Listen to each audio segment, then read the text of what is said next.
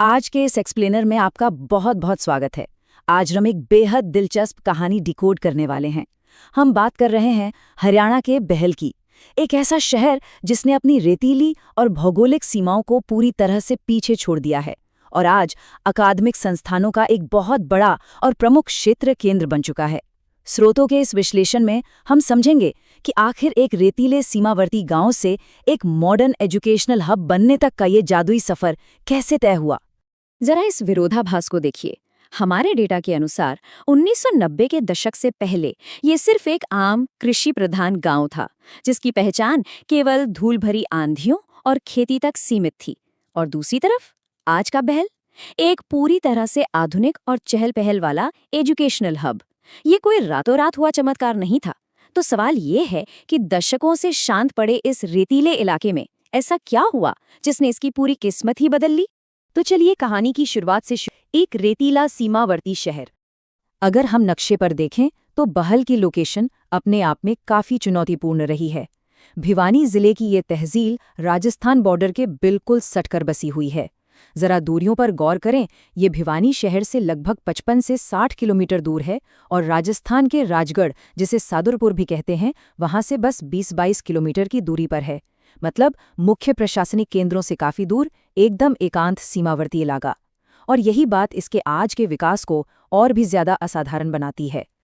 उस दौर में यहाँ का जीवन बिल्कुल अलग था। रिपोर्ट्स इसे स्पष्ट रूप से एक रेतीला इलाका बताती हैं।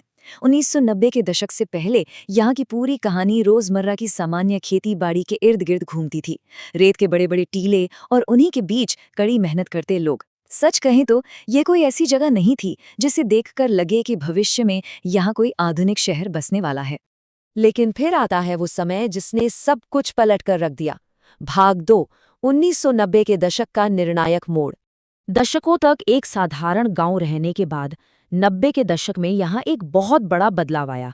स्रोतों से पता चलता है कि बीआरसीएम ग्रुप और कई परोपकारी परिवारों ने इस कस्बे की तस्वीर बदलने की ठानी।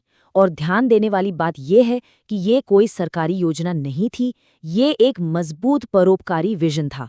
इन परिवारों ने इस रेत में शिक्षा और बेहतरीन इंफ्रास्ट्रक्चर के बीज बोए और उसी का नतीजा है आज का ये आधुनिक शहर। स्रोतों में दिया गया ये कोट अपने आप में बहुत कुछ कह जाता है। तस्वीर पूरी तरह बदल गई। रेतीले इलाके के बीच एक आधुनिक शहर की तरह विकसित हुआ। ये सिर्फ कुछ इमारतें खड़ी करने की बात नहीं थी, ये एक नई पहचान बनाने की बात थी। जिस जमीन ने सिर्फ खेती देखी थी, वहां एक नए दौर की नींव रखी जा चुकी थी। इस विजन ने साबित कर दिया कि भौगोलिक सीमाएं विकास का रास्ता नहीं रोक सकती। खैर, जब शिक्षा आई तो उसका सीधा असर अर्थव्यवस्था पर भी दिखना ही था। एक फलता फूलता क्षेत्रीय बाजार। अगर हम आंकड़ों की बात करें तो 2026 तक बहल की मूल आबादी लगभग 16 से 20 हजार के बीच होने का अनुमान है। लेकिन असली कहानी इस आंकड़े से कहीं बड़ी है। स्रोत बताते हैं कि अगर हम यहाँ पढ़ने वाले हजारों छात्र छात्राओं और रोजाना आने वाले व्यापारियों को जोड़ लें तो ये शहर काफी बड़ा और व्यस्त लगने लगता है। एक छोटी सी जगह में हर दिन इतनी बड़ी फ्लोटिंग पॉपुलेशन का आना जाना, ये इसके बढ़ते रसूख का सीधा प्रमाण है। और इस चहल पहल का सीधा असर यहाँ के बाजारों पर पड़ा है। बहल अब आसपास के दर्जनों गांवों के लिए व्यापार का एक बड़ा केंद्र है। एक तरफ है नई अनाज मंडी, जो काफी विशाल है, जहां सरसों, ग्वार और बाजरे का भारी व्यापार होता है। दूसरी तरफ शहर के बिल्कुल बीचों बीच मेन मार्केट है, जहां कपड़े, बर्तन और इलेक्ट्रॉनिक्स का व्यापार जोरों पर है। मजेदार बात यह है कि बॉर्डर के पास होने की वजह से राजस्थान के लोग भी अपनी खरीदारी के लिए सीधे बहल ही आते हैं। अब इतने लोग आएंगे तो जाहिर है ट्रांसपोर्ट भी उसी लेवल का चाहिए। आज की तारीख में बहल तक पहुंचना बेहद आसान हो गया है। भिवानी, हिसार और राजगढ़ से यहाँ के लिए आपको सीधी बसें मिल जाएंगी। और अगर रेलवे की बात करें तो सबसे नज़दीकी बड़े स्टेशन राजगढ़ और लोहारू हैं। इस शानदार कनेक्टिविटी ने छात्रों और व्यापारियों दोनों के लिए रास्ते पूरी तरह से खोल दिए हैं। बुनियादी ढांचा और स्थानीय आस्था। सिर्फ व्यापार ही नहीं, यहाँ का हेल्थ केयर सिस्टम भी काफ़ी तेज़ी से उभरा है। आज यहाँ 24 घंटे इमरजेंसी सर्विस देने वाले कई प्राइवेट अस्पताल मौजूद हैं। Shri Shyam global multi speciality, Sheoran, Sangwan, Virendra nursing home और अजित अस्पताल जैसी बेहतरीन सुविधाएं भी मौजूद हैं। लेकिन इतने आधुनिक विकास के बावजूद बहल ने अपनी सांस्कृतिक जड़ों को कभी नहीं छोड़ा है। एक तरफ आपको युवाओं के लिए मॉडर्न स्पोर्ट्स स्टेडियम और बच्चों के शानदार पार्क दिखेंगे, तो वहीं दूसरी तरफ आस्था के पुराने केंद्र आज भी शान से खड़े हैं। पुराना हनुमान मंदिर, जिसके प्रति लोगों में अगाध श्रद्धा है, और साथ ही अलख मंदिर, श्याम मंदिर, प्रणामी मंदिर और यहाँ का सबसे पुराना मठ।